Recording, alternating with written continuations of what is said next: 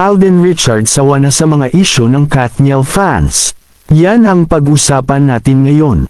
Hindi diretsong inamin ni Alden Richards na sawa na siya, ngunit sa pamamagitan ng kanyang mga naging aksyon at pahayag, malinaw na pinipili niyang iwasan at huwag patulan ang mga isyu o pambabatikos mula sa toxic na bahagi ng Kathniel fans. Matatandaang matindi ang naging pambabash ng ilang die-hard fans ni Catherine at Daniel kay Alden, mula sa pagtawag sa kanyang user o ginagamit lang si Catherine para sa promo, hanggang sa pagpapakalat ng mga fake tweets. Narito ang mga paraan kung paano hinarap at iniwasan ni Alden ang mga isyung ito. Pagsasabi ng "Mind your own business", nagtrending ang isang cryptic post ni Alden sa kanyang Instagram story kung saan nag-iwan siya ng mensaheng "Food for thought, mind your own business". Bagamat binura niya ito agad, iniugnay ito ng mga netizens sa walang katapusang pakikialam ng mga basher sa ugnayan nila ni Catherine.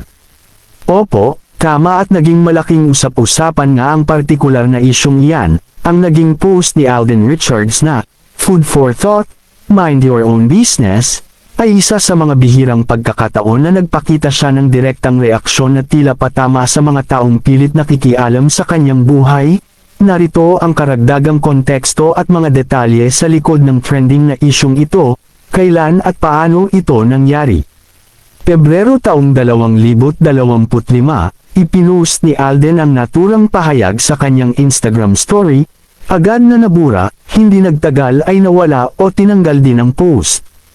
Ngunit dahil mabilis ang mga netizens, agad itong na-screenshot at kumalat sa iba't ibang social media platforms gaya ng X, dating Twitter, at TikTok. Walang pangalang binanggit, tikom ang bibig ng aktor at hindi niya tahasang pinangalanan kung para kanino ang mensahe, bakit iniugnay ng netizens sa mga bashers. Isyu ng paghinto sa panliligaw, lumabas ang cryptic post sa panahong umuugong ang mga balibalita na huminto na umano si Alden sa panliligaw kay Catherine Bernardo. Matinding gatekeeping ng fans, maraming toxic shippers ang walang tigil sa pag-analisa sa bawat galaw ng dalawa. Ang ilang die-hard Kathniel fans ay patuloy siyang binabatikos, habang pinipilit naman ng iba na diktahan ang takbo ng kanilang personal na relasyon.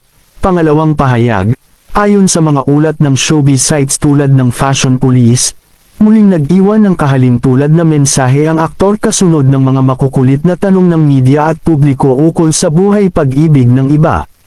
Babala laban sa fake news at fake tweets. Nagsalita si Alden sa GMA Networks 24 na oras para balaan ang publiko laban sa mga nagpapakalat ng fabricated o fake tweets na naglalayong pag-awayin sila nina Catherine Bernardo at Daniel Padilla.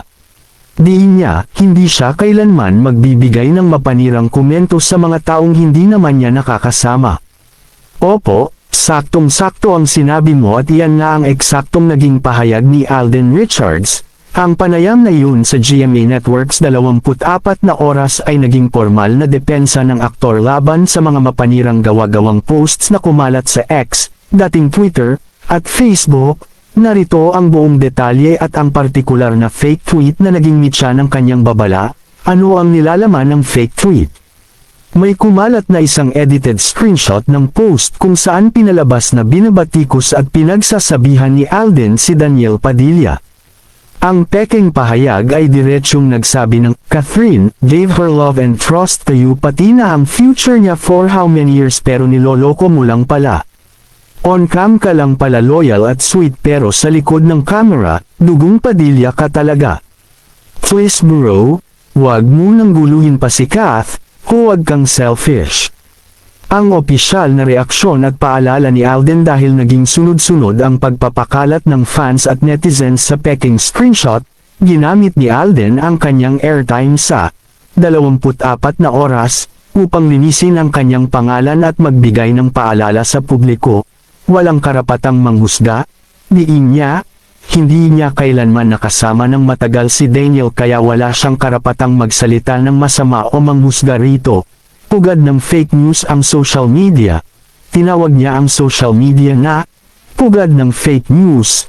Kaya hiniling niya sa mga netizen na maging mapanuri, huwag maniwala hanggat walang blue check, Ayon sa ulat ng Philstar, nakiusap si Alden na huwag agad maniniwala sa mga kumakalat na quote cards o screenshots maliban na lang kung mismong ang official at verified accounts ng mga artista ang nag-post nito. Mag-fact check muna, binigyang diin niya ang kahalagahan ng pag-alam sa katotohanan bago magbigay ng husga o kuro-kuro online.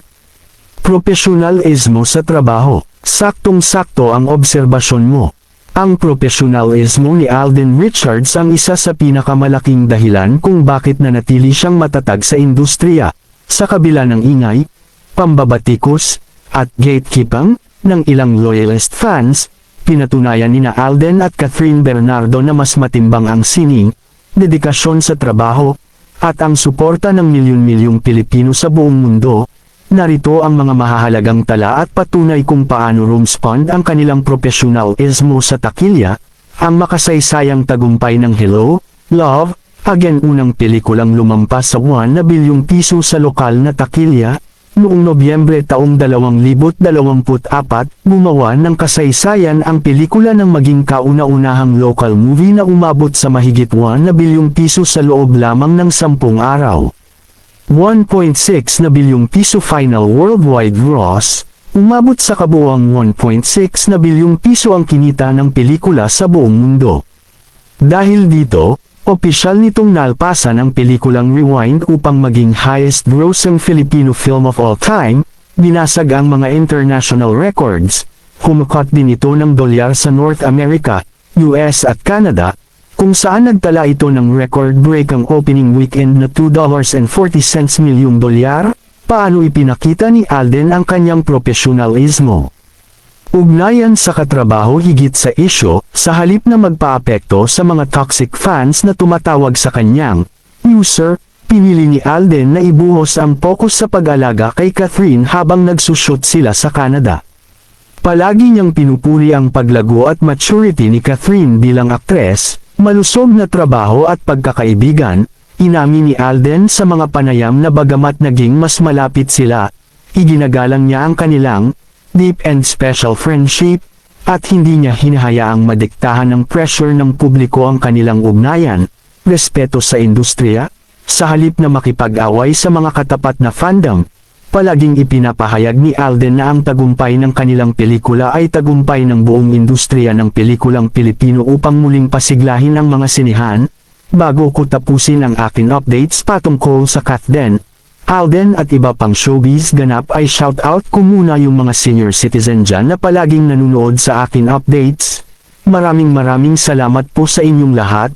For more updates please wag ninyo pong kalimutan i-share para ma-update kayo sa aking videos patungkol sa mga artistang gusto ninyo. Follow, subscribes, my Facebook and YouTube account at i-search lang ang Uno Mitch Quotes. Watch till the end and comment. Maraming salamat po at God bless po sa ating lahat.